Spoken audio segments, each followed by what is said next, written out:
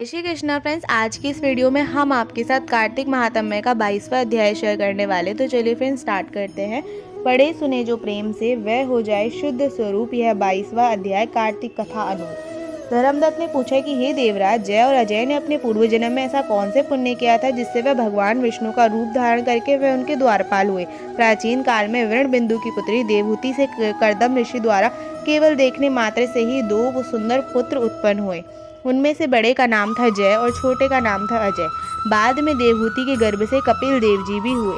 जय और अजय दोनों ही विष्णु जी के बड़े भक्त और धर्मात्मा थे। दोनों ही नित्य प्रति आष्टा अक्षर मंत्र का जाप करते थे और विष्णु जी का व्रत करते थे। भगवान इन दोनों भाइयों पर अत्यंत प्रसन्न थे। नित्य पूजा के समय इनको दर्शन दिया करते थे। एक बार राजा के निमंत्रण पर देवऋषि नारद जी गणों सहित राजा के यज्ञ में पधारे। उस यज्ञ में जय ने ब्रह्मा और अजय ने पुरोहित बनकर यज्ञ को संपूर्ण करवाया। यज्ञ की विधि पूर्वक समाप्ति हुई।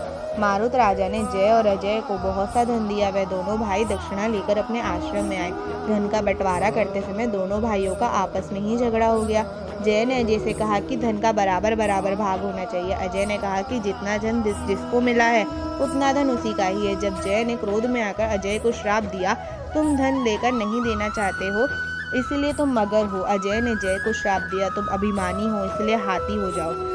जब नियम पूर्वक दोनों की पूजा के समय भगवान उनको दर्शन देने के लिए आए तो दोनों ने भगवान से श्राप मोचन का उपाय पूछा। हे देव, हम दोनों आपके भक्त हैं, मगर हम हाथी व मगर की योनि में कैसे होंगे?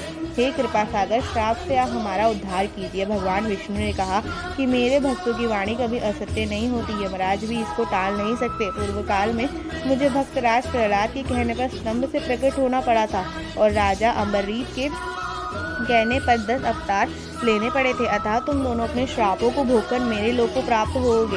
इतना कहकर विष्णु जी अंतर्ध्यान हो गए। अजय और जय गंडकी नदी के किनारे मगर और हाथी हुए। पूर्व जन्म का स्मरण कर रहने के कारण वह इस योनि में भी श्री भगवान विष्णु का व्रत नियम से किया करते थे। एक दिन कार्तिक की पूर्णमासी को वह हाथी स्नान करने को गंडकी नदी में गया।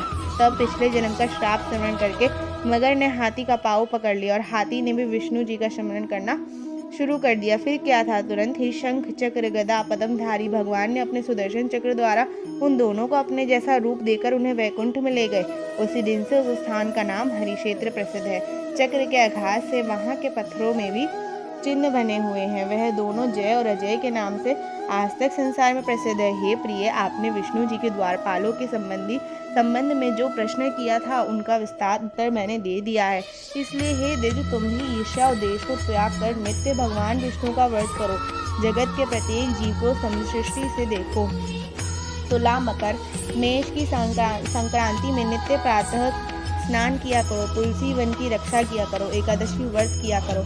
गौ, ब्राह्मण, वैष्णवों की सेवा के लिए हर समय तैयार रहा करो। व्रत करने वाले को मसूर की दाल और बैगन के साग को कदापि प्रयोग नहीं करना चाहिए। हे धर्मदत्त, ऐसा करने पर तुम शरीर त्याग कर हम लोगों के समान गति पाओगे। भगवान विष्णु को प्रसन्न करने वाले इस व्रत के समान फल देने वाला तीर्थ, दान और यज्ञ दूसरा कोई नहीं है। तब नारद जी ने कहा कि हे राजन, इस प्रकार धर्मदत्त भी उनके आदेशानुसार विष्णु जी के व्रत में तल्लीन हो गया।